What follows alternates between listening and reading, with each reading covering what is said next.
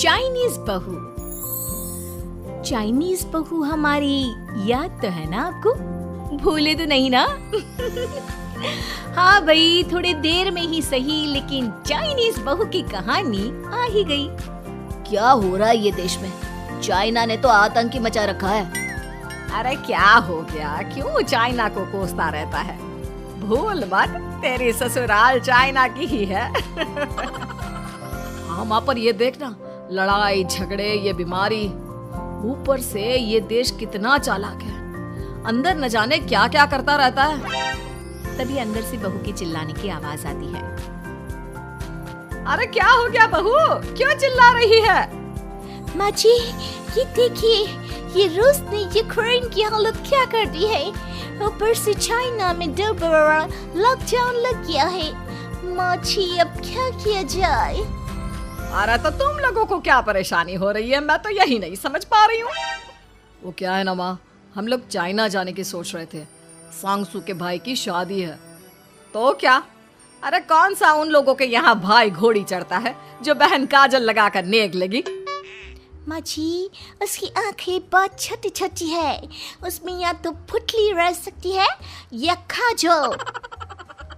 साले की पुतली निकाल कर काजल लगा दो, अंधा कहीं का। क्या क्या बोले तुम मेरे भाई के बारे में? अरे नहीं नहीं बहू, वो तो बोल रहा था कि तुझे नेग मिल जाएगा। हैं, बहन है ना तो उसकी। नहीं नहीं माँ जी, मैं सब समझती, ये मेरे भाई का मजाक बनाते रहते। कितना सीधा है मेरा भाई, बिल्कुल छिपकली जैसा। नहीं नहीं बहू, सीधा गाय जैसा होता है। सही पकड़े हैं माँ जी। हाँ, तो मेरे भाई की शादी है, मैं चाइना जरूर जाऊंगी। तभी एक पड़ोसन आ जाती है। अरे नहीं नहीं बहू, तू कहीं ना जा, हम लोगों का मन कैसे लगेगा तेरे बिना। ले बहू, तेरे भाई के लिए ये शॉल रख ले, हमारी तरफ से गिफ्ट कर देना। अरे सब कितने अच्छे हैं, मेरी चाइनीज बहू को कितने प्यार से तुम लोगों ने एक्सेप्ट कर लिया। सच में बड़ी भाग्यशाली हूँ मैं। कैसी बात कर रही है? ये तो हम लोगों के देश की एक खूबसूरती है कि हर किसी को दिल से अपना लेते हैं, बस वो भी दिल से हमें अपना समझे। कैसी बात कर रही है आंटी जी? मेरे लिए आप सब सासू माँ जैसी ही हैं।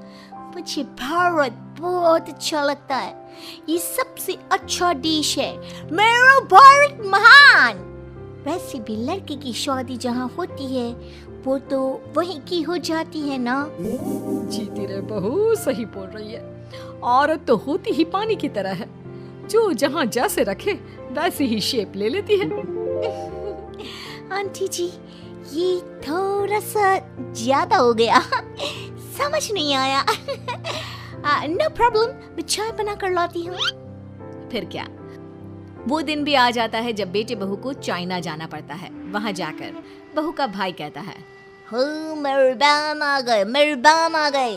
मैंने सबको बोला कि सब हिंदी में बात करेंगे, नहीं तो बहन नाराज हो जाएगी। थैंक्स बॉय, हिंदी मेरी भाषा है। आप मुझे उसमें बात करना अच्छा लगता है। आपने जीजा जी से मिलो। ओ बहन, तुम अंदर चलो।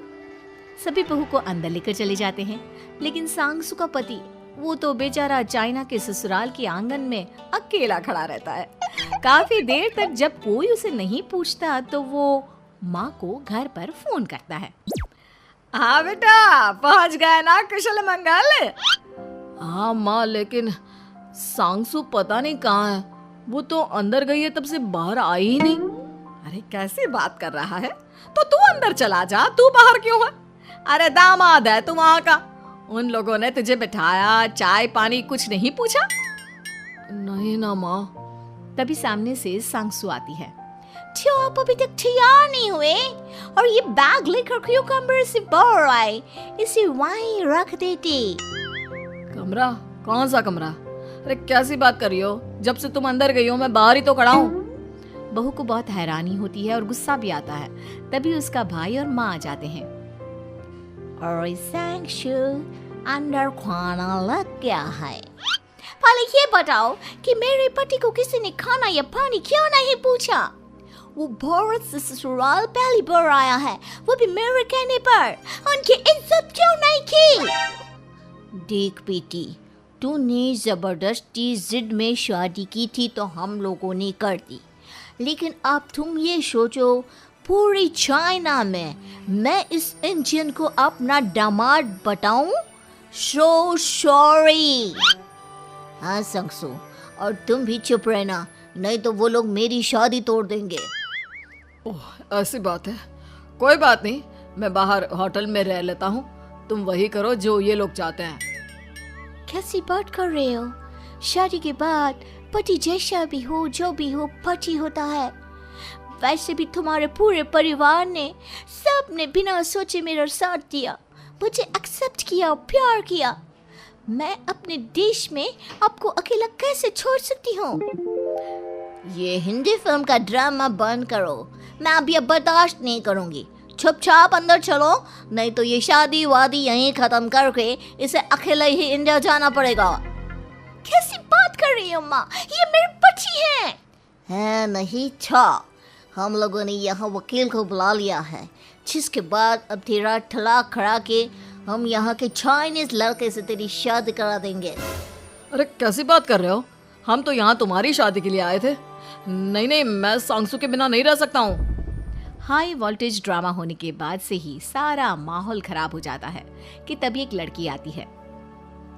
मैंने सारा इंतजाम कर दिया है, सांगसू की शादी का मंडप परसों लग जाएगा, तब तक इसके पति को कमरे में बंद कर देते हैं। सभी सांगसू के पति का हाथ बांधकर उसे कमरे में बंद कर देते हैं। ये क्या कानूनी है? आप लोग मेरे पति के साथ ऐसा नहीं कर सकते हैं। मैं किसी से शादी नहीं करूंगी, ये साफ बात है। पहले मैं अपनी शादी करूं, फिर तेरी भी शादी करवा दूंगा। सब कुछ तय हो जाता है, भाई की शादी हो जाती है। फिर वो दिन भी आ जाता है जब सांगसू की शादी वो लोग जबरदस्ती करने के लिए उसे मंडप पर ले जाते हैं। ऐसा मत करो, ये मेरी बीवी है। मैं किसी से शादी नहीं करूंगी। कैसे नहीं करेगी शादी? शादी तो तेरा बाप भी करेगा। हो, मैं करूंगा शादी। प्लीज कोई मेरी शादी किसी अच्छा औरत से करवा दे। चुप, बिल्कुल चुप। फिर माँ सांगसू और उसके पति से कहती है, तुम लोगों का बच्चा मेरी कैद में है, अगर तुम लोगों ने कोई भी होशियारी की तो मैं इस बच्चे को मार दूंगी। दोनों माँ का रूप देखकर हैरान हो जाते हैं। बच्चे की खातिर दोनों शांत हो जाते हैं और शादी की रस्में शुरू हो जाती है कि तभी सांगसू की सास पुलिस के साथ आ जाती है। माँ, ससुर माँ आ गई, मेरी माँ आ गई। माँ प्लीज हम लोगों को बचाकर वापस ले चलो। पुलिस सभी को गिरफ्तार कर लेती है। बेटी के बच्चे को मारने की धमकी तो कोई चुड़ैल ही दे सकती है। अरे तो ये चुड़ैल ही तो है। ये सही बोल रहे हैं, ये औरत किसी चुड़ैल से कम नहीं है। तभी उन लोगों का बच्चा भी आकर सांगसू के गले लग जाता है। माँ, तू सही समय पर आ गई, लेकिन तुझे कैसे पता चला कि यहाँ ये सब हो रहा है? बेटा, ये चाइनीज लोग ना होते ही धोखेबाज हैं। इन लोगों पर मुझे भरोसा नहीं था, इसलिए मैंने तेरे फोन को हमेशा के लिए मेरे फोन से अटैच कर दिया था, जिससे तेरे आसपास होने वाली सारी बात मैं सुनती रहूं। उस दिन भी मेरी तेरी बात हो रही थी तो तेरा फोन ऑन था, मैं सब समझ गई थी। मुझे माफ कर दो। नहीं, बिल्कुल नहीं। चलिए माँ जी, इंडिया वापस चलते हैं। आज के बाद मैं यहाँ कभी नहीं आऊंगी।